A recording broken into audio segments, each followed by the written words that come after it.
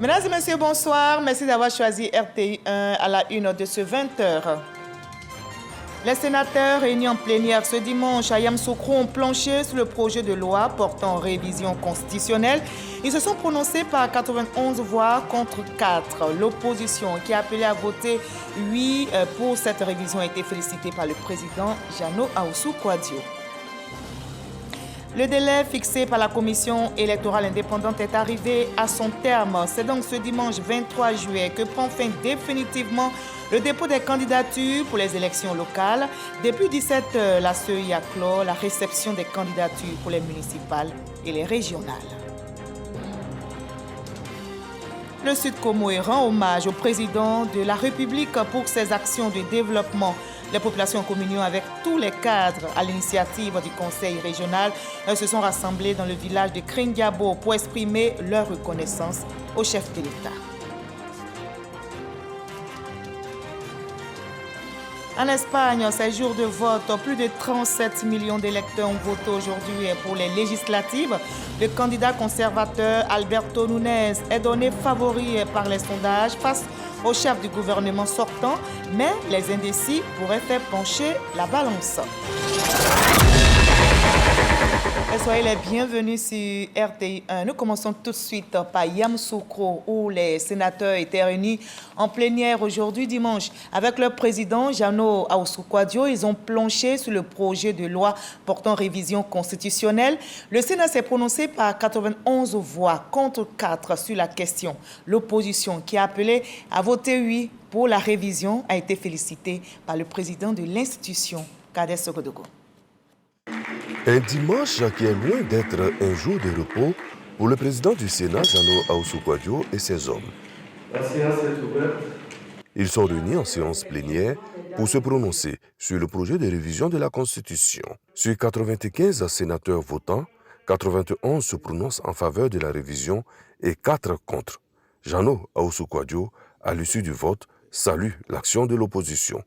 Nous voulons saluer particulièrement l'esprit qui a présidé aux travaux du Sénat, d'autant plus que l'opposition, à travers le groupe parlementaire PDCI-RDA, a contribué positivement à l'adoption du texte. Le porte-parole du groupe parlementaire a appelé à voter le texte. Nous saluons l'opposition au Sénat, qui est une opposition responsable, qui travaille dans l'intérêt de la Côte d'Ivoire. C'est là ma grande satisfaction. Benjamin des institutions, le Sénat saura toujours mettre en avant sa sagesse. Quand c'est pas bon, l'objectivité intellectuelle appelle, dans un ton apaisé, un ton respectueux, à dire ce qu'il y a à dire. Le mardi 25 juillet 2023, dès 10h à Abidjan, le Parlement se réunira en congrès pour l'adoption définitive du projet de révision constitutionnelle, la dernière étape avant sa promulgation. Voilà, et dans l'actualité également, notez que le délai fixé par la commission électorale indépendante est arrivé à son terme. C'est donc ce dimanche 23 juillet que prend fin définitivement le dépôt des candidatures pour les élections locales. La CEI, vous vous souvenez, avait prorogé d'une semaine le dépôt des dossiers fixés auparavant du 1er au 19 juillet. Et bien, après une rencontre avec les partis politiques, la CEI a fixé une nouvelle date. Depuis 17h donc, la commission électorale indépendante a clos la réception des candidatures pour les municipales et les régionales prévues le 2 septembre prochain. Et c'est parti pour le SICA. Le Salon international du contenu audiovisuel d'Abidjan a ouvert ses portes. Une première édition à laquelle ont pris part les ministres de la Communication et de la Culture. Favoriser la formation et l'émergence des talents et promouvoir l'industrie audiovisuelle, ce sont les objectifs de ce salon, nous rapportent Serge Pacom Didi et Abdoulaye Koné. Le SICA vient de voir le jour. Le Salon international du contenu audiovisuel d'Abidjan se veut une plateforme de rencontre qui réunira dans la capitale économique ivoirienne les professionnels du secteur et des investisseurs internationaux. L'objectif principal est de valoriser le contenu audiovisuel. Pendant le SICA, d'importantes communications seront faites au cours des panels. Et avec la mobilisation de tous les professionnels du secteur audiovisuel et de la culture de notre pays, que nous relèverons le défi de l'organisation du SICA 2023 et de faire d'Abidjan la destination privilégiée de la création audiovisuelle. Pour un écosystème audiovisuel et cinématographique africain pourvoyeur d'emplois à l'ère du numérique, c'est le thème inaugural du salon co-organisé par le ministère de la Communication et celui de la Culture et de la Francophonie. L'intérêt du salon aujourd'hui est primordial parce que bien sûr, il va permettre de trouver ensemble des solutions sur le financement, parce que le financement est clé dans le cadre de la diffusion, de la production, la réalisation de films. Le SICA vient donc combler un vide, notamment dans notre espace ouest-africain. Au demeurant, il n'est pas normal que dans notre espace communautaire francophone, il n'y ait aucune initiative centrée sur la promotion du contenu audiovisuel.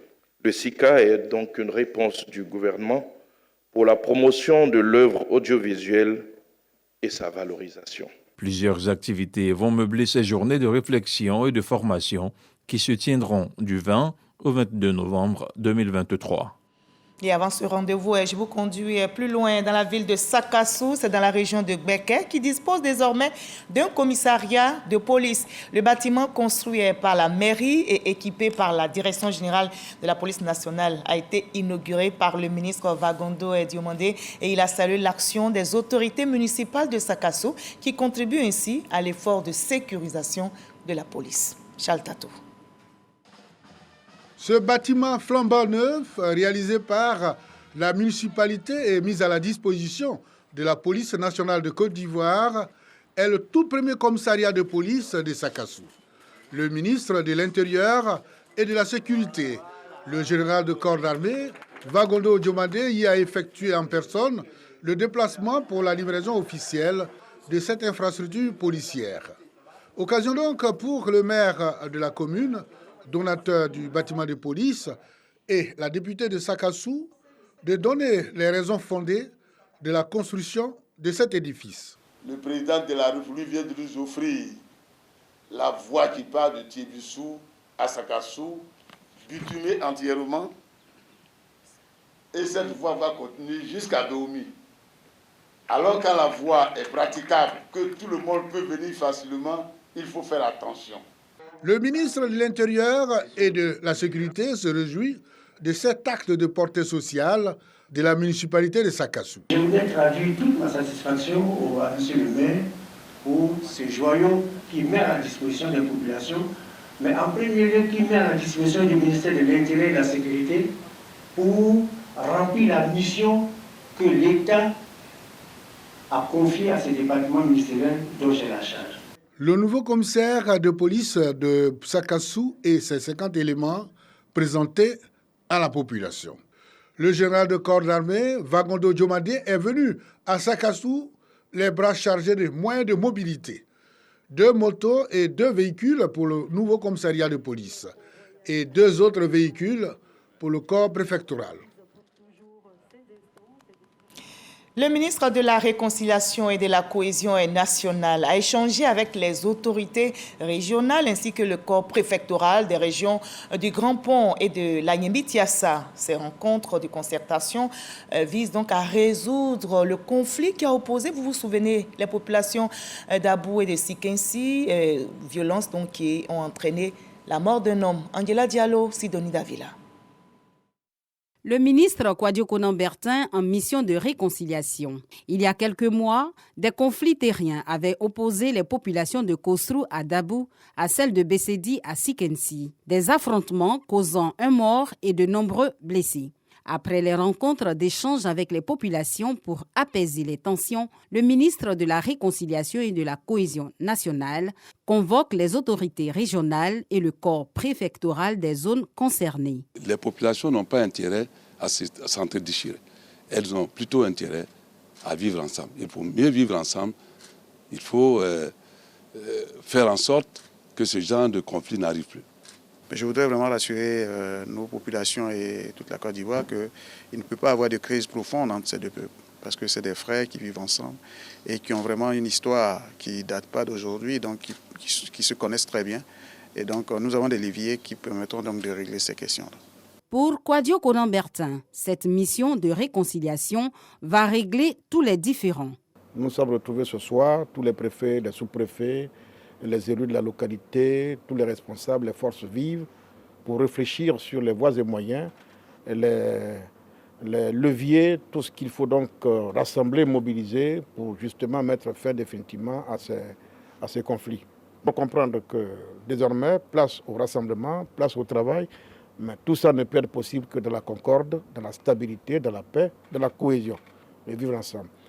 Dans les mois à venir, une rencontre va se tenir à Jacquesville avec les chefs de communauté et le médiateur de la République afin de trouver une solution définitive. Voilà, la paix restaurée, c'est dans cette ambiance paisible que je vous conduis maintenant pour le Sud Comoé. Le Sud Comoé qui a rendu hommage au président de la République pour ses actions de développement. Les populations communion avec tous les cadres à l'initiative du Conseil régional se sont rassemblés dans le village de Kringabo pour exprimer leur reconnaissance au chef de l'État. Marie-Chantal Akandan, Dramé-Lamine. Des milliers de personnes se sont rassemblées sous une pluie battante à la place Parc des Rois à Kringabo, siège du trône sans vie dans le département d'Aboasso, pour rendre hommage au chef de l'État Alassane Ouattara. L'événement placé sous le signe de la gratitude a été marqué par des discours, chacun exprimant la reconnaissance de toute une région à l'endroit du président de la République. Le président Alassane Ouattara a appelé à ses côtés pour faire la promotion à l'international de nombreux cadres de la région. Outre deux présidents d'institutions, nous avons le gouverneur de la BCEAO, Jean-Claude Brou, le secrétaire exécutif du Conseil de l'Entente, des ambassadeurs, 4 généraux. Nous disons, président Alassane Ouattara, merci. Mo, dada, mo, nyamien, ilawo, président Alassane Ouattara.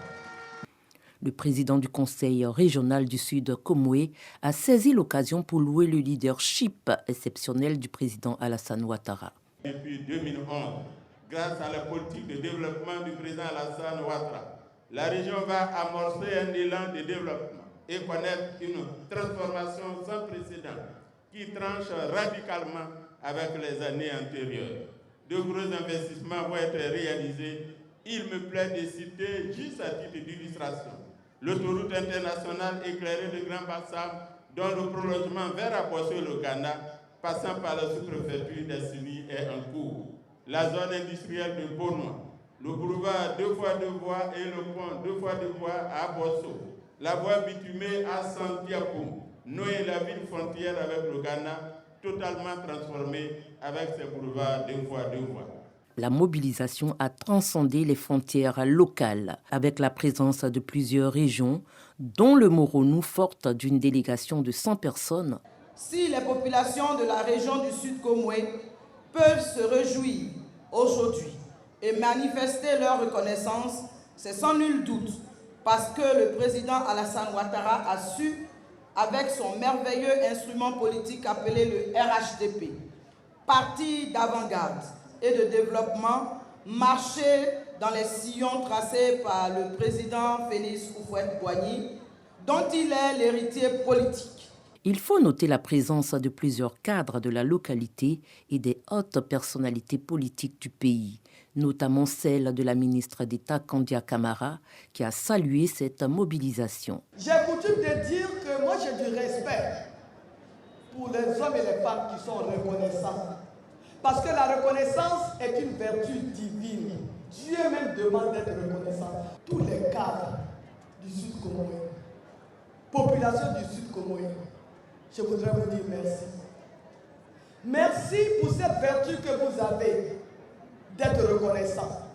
Le ministre d'État Téné Birahima Ouattara, représentant le patron de la cérémonie, le vice-président Tiemoko Méliette Koné, a en son nom remercié les populations du Sud Comoé pour leur unité et leur cohésion, considérées comme des facteurs essentiels pour le développement. Je voudrais vous exprimer les remerciements de M. le vice-président de la République de l'avoir associé à cette belle cérémonie qui donne l'occasion à tous les fils et et toutes les filles du Sud Comoé de se retrouver dans un élan de solidarité parfaite pour rendre un hommage mérité à son Excellence, Monsieur le Président de la République. Cette initiative est à saluer et à encourager au regard de l'œuvre immense accomplie par cet homme exceptionnel qui est en train de transformer sous nos yeux la Côte d'Ivoire dans tous les domaines sans discrimination de région.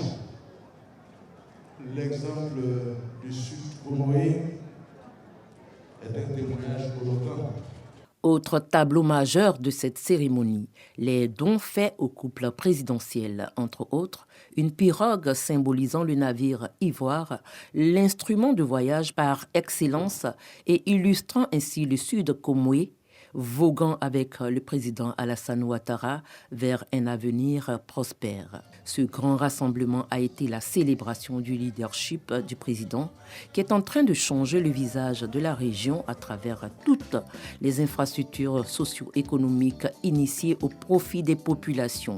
Cette journée restera dans les mémoires comme l'un des temps forts du témoignage de la relation affective entre le Sud Comoé et le président de la République, Alassane Ouattara.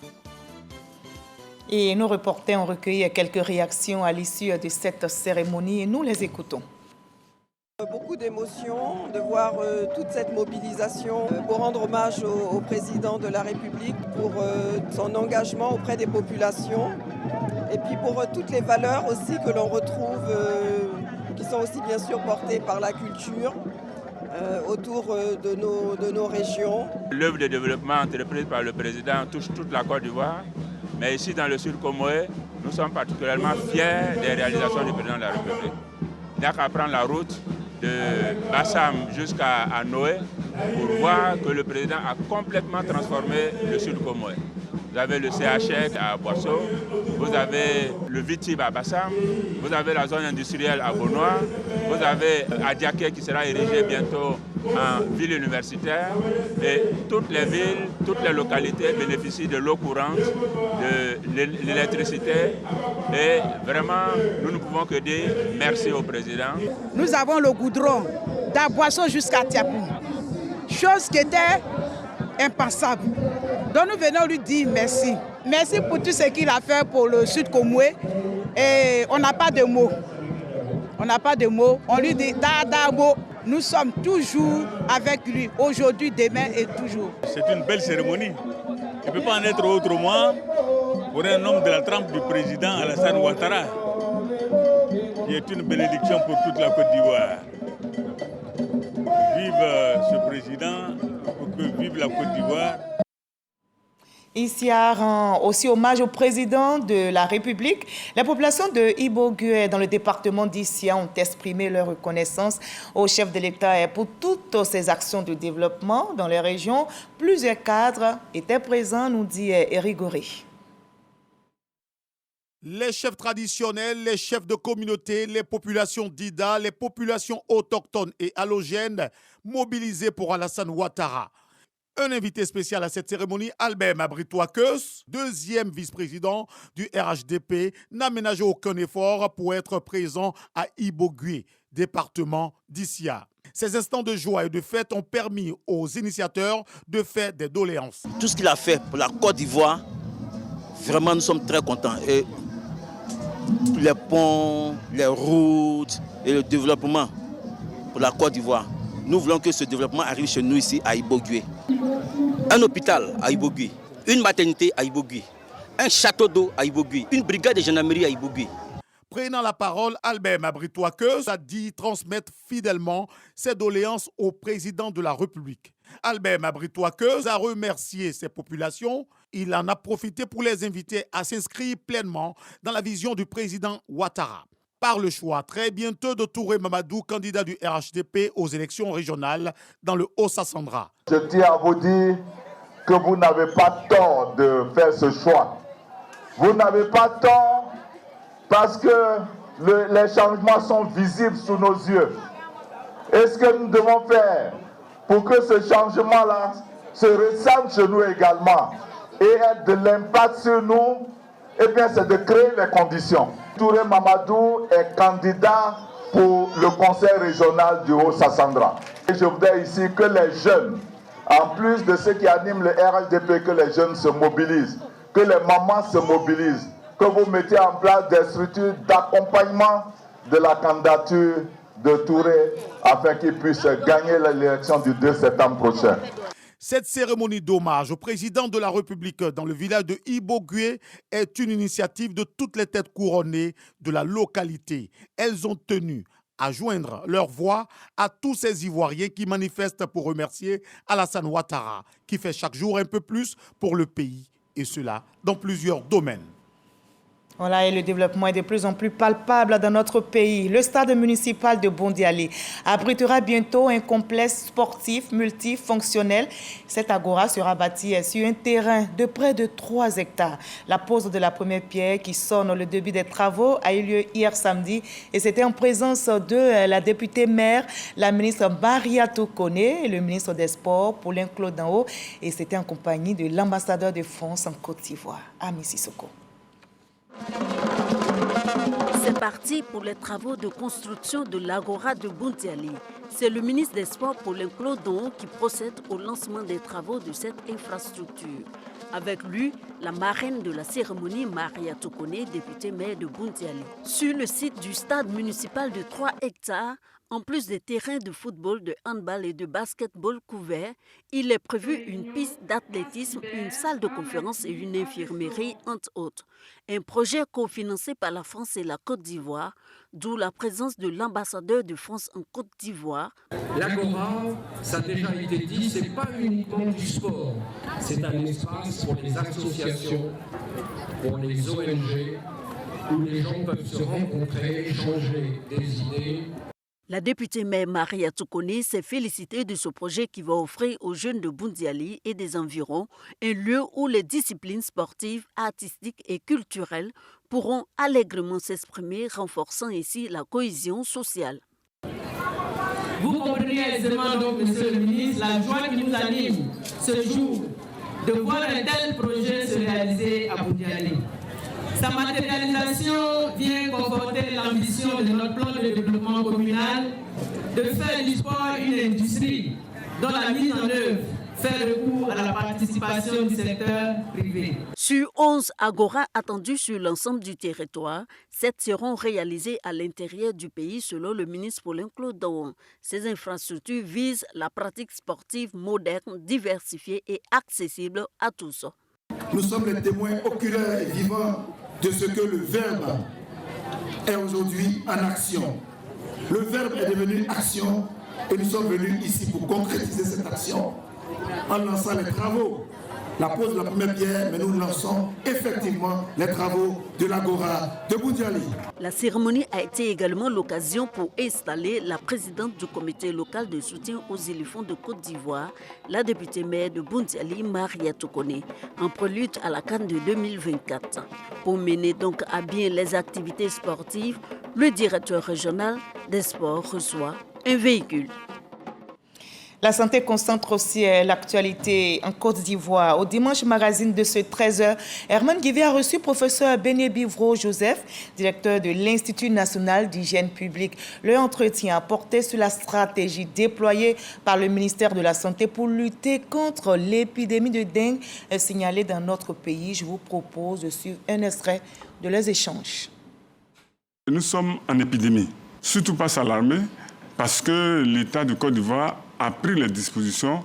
Monsieur le Président de la République lui-même a décaissé les fonds le plus rapidement possible pour que le plan qui a été élaboré par le ministère de la Santé, de l'hygiène publique et de la couverture maladie universelle soit déroulé. Quand vous faites une fièvre, ça peut être un paludisme par ce temps de pluie, ça peut être la dengue, ça peut être la typhoïde, ça peut être la fièvre jaune. Il faut aller à l'hôpital. Et là-bas, vous allez trouver des tests rapides qui seront mises en œuvre dès la semaine prochaine pour que vous puissiez être dépisté et traité automatiquement, mais gratuitement, que ce soit le diagnostic, que ce soit le traitement, tout est offert gratuitement par l'État de Côte d'Ivoire. Tous ces récipients qui contiennent de l'eau dont on parle, surtout en cette saison de pluie, vous allez les trouver. Il faut les éliminer. Les équipes actuellement où je vous parle, les équipes sont sur le terrain en train de faire le tour dans les quartiers, en train d'aller maison en maison pour retrouver les résidents, les ménages, pour leur montrer ce que c'est qu'un gîte larvaire et puis leur dire surtout comment il faut les éliminer. Cocody, c'est l'épicentre où nous allons passer près d'un mois avec au moins une dizaine d'équipes qui vont aller au fur et à mesure. Une fois que ces équipes qui passent de maison en maison sont passées, nous allons déployer la fumée avec des équipes motorisées, donc avec des camions qui vont donc fumer et mettre la fumée qui va tuer les moustiques adultes. La vigilance renforcée donc. Elles sont de Yopougon, elles ont servi la nation et continuent d'œuvrer pour le bien-être de leur communauté. Des femmes qui ont fait valoir leur droit à la retraite après plusieurs années d'activité dans des domaines divers ont été célébrées, nous dit Léon Brou. La Caisse générale de retraite des agents de l'État, SEGRAE, chiffre en 2022 le nombre de retraités à 94 000. Parmi ceux de ces travailleurs ayant fait valoir leur droit à la retraite dans la commune de Yopougon figurent ces femmes. Pendant plusieurs années, elles ont servi l'État en qualité de secrétaire ou d'attaché de direction ou encore de directrice d'école primaire. Je suis retraitée. C'est une seconde vie que je suis en train de mener. Je suis dans la joie. Quand j'étais en fonction, j'ai commencé à vendre des pains, un peu de tout. Ce qui a fait que même depuis décembre, je ne sens même pas encore que je suis à la retraite. Pour moi, je suis en activité. Ceux qui ont peur de la retraite, c'est certainement qui n'ont pas préparé la retraite. Donc quand c'est préparé, il n'y a pas de problème. Pour service rendu à la nation et pour leur contribution au bien-être et à l'épanouissement de leurs communautés respectives, ces femmes retraitées sont honorées. Une initiative de l'association Les Sœurs Unies de l'Allée et de leurs cohabitants pour témoigner que la retraite couronne une carrière bien remplie. Cette union et cette unité que nous avons toujours cultivée nous aide à vivre en harmonie dans notre cité, dans notre communauté et pour nos enfants à qui nous laissons cet héritage. Depuis 20 ans, je suis avec cette association. Le message que j'ai pu donner, que Dieu leur accorde de longue vie, afin que l'association devienne une grande association. Ceux du secteur public sont retraités dès l'âge de 60 ans pour certains ou 65 ans pour d'autres. Les travailleurs du privé, eux, partent tous à la retraite à 60 ans pour être reversés à la Caisse nationale de prévoyance sociale qui dénombre à ce jour 95 000 retraités. Voilà, belle retraite active pour ces braves femmes. On reste à Yopougon où, après avoir rencontré 4000 sentinelles du complexe au complexe Gessi et Jackson, Adama Bictogo échange avec 1000 pasteurs constitués en sentinelles à l'église protestante baptiste Œuvre Mission Internationale. Le candidat du RHDP aux élections municipales à Yopougon a communiqué sa vision pour le développement de Yopougon à tous ces hommes de Dieu. Frédéric Oulaï et Rigoré pour le reportage. Adama Bictogo à l'église. Le président de l'Assemblée nationale de Côte d'Ivoire participe au culte. Une posture qui épouse la liberté de croyance telle que définie par les lois ivoiriennes. Cette visite à la communauté chrétienne met le président de l'Assemblée nationale au-dessus des clivages religieux. Le pasteur Dion Robert, l'un des plus anciens de l'église évangélique de Côte d'Ivoire, est plus qu'honoré par cette visite. Le président de l'Assemblée nationale était accompagné d'une forte délégation, dont Claude Sailly, chef de cabinet du président de la République. C'est donc une forme d'onction que nous sommes venus recueillir, mais en mettant en mission ces sentinelles-là. Voilà un peu ce que nous sommes venus faire et nous avons eu le grand honneur et la grande bénédiction d'être reçus ici à l'église baptiste Œuvre Mission. Et j'ai failli dire le culte, mais en réalité, la rencontre a été présidée et conduite d'abord par l'évêque Ba Jonathan, mais par le révérend pasteur et prophète Dion Yaé Robert en personne. Cette présence du président de l'Assemblée nationale de Côte d'Ivoire à l'église évangélique a pour but de renforcer les liens entre les différentes confessions religieuses de Yopougon. C'est vraiment important lorsqu'une autorité de la trempe du président de l'Assemblée nationale visite des hommes de Dieu. C'est vraiment très important. C'est un événement de haute portée.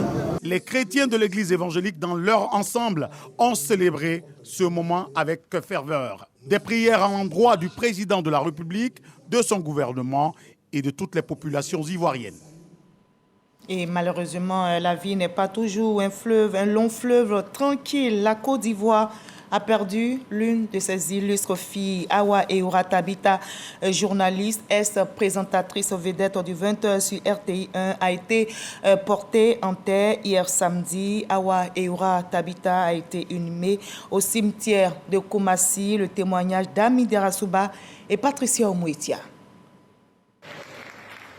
Clap de fin pour Awa Eoura Tabita. Elle repose à jamais au cimetière municipal de Koumassi.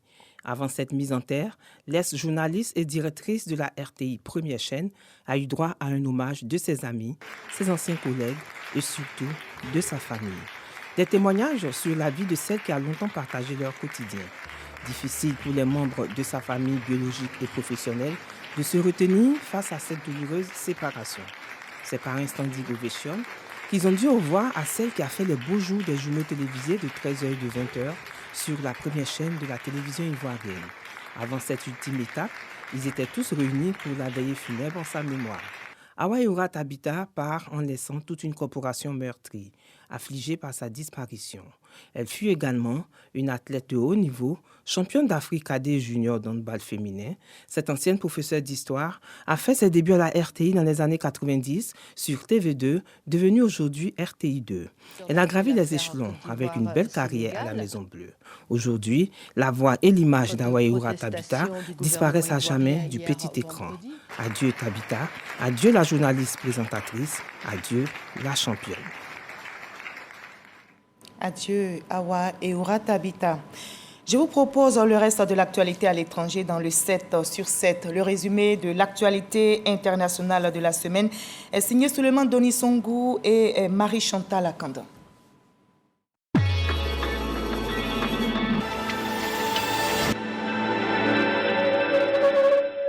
Réunis lundi à Bruxelles, les dirigeants des deux blocs ont mis en évidence leurs divergences sur le conflit en Ukraine et la relation avec la Russie.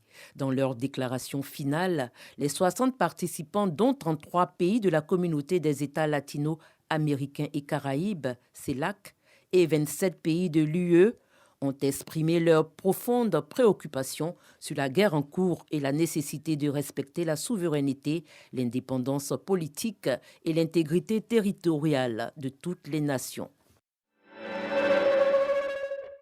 Le président Patrice Talon est en mission auprès de ses 3 homologues de transition dans la sous-région au nom de la communauté économique des États de l'Afrique de l'Ouest, CEDEAO.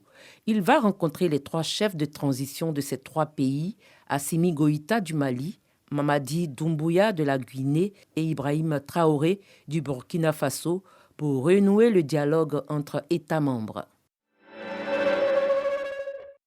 Dans plusieurs villes du Kenya, mercredi, manifestants et forces de l'ordre s'affrontaient à coups de jets de pierre et gaz lacrymogènes lors d'une protestation contre la vie chère.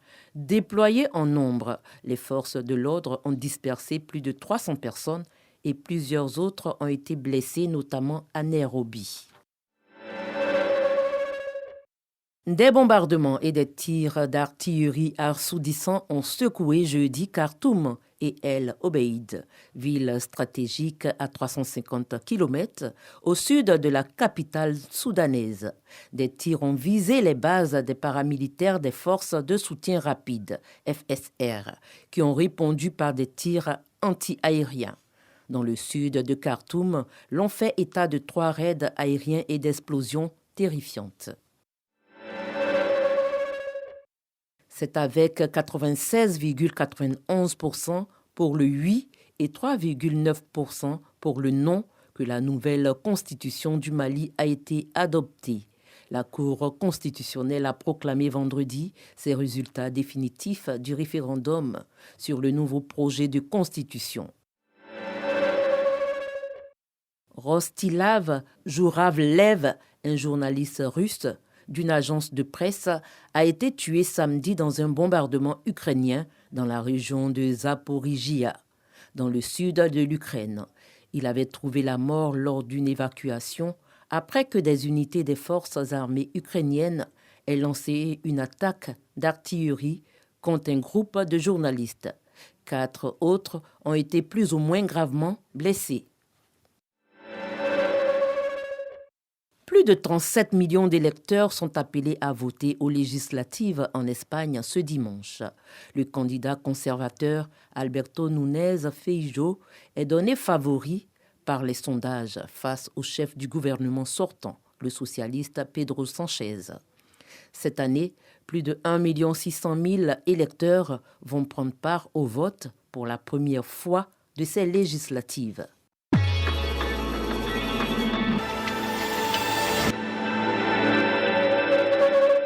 Voilà, ainsi va le monde. Merci de nous avoir suivis. L'actualité revient à 23h. Demain, 20h, vous avez rendez-vous avec Fatou Fofana. Très belle reprise. À vous, surtout prenez soin de vous et à très bientôt.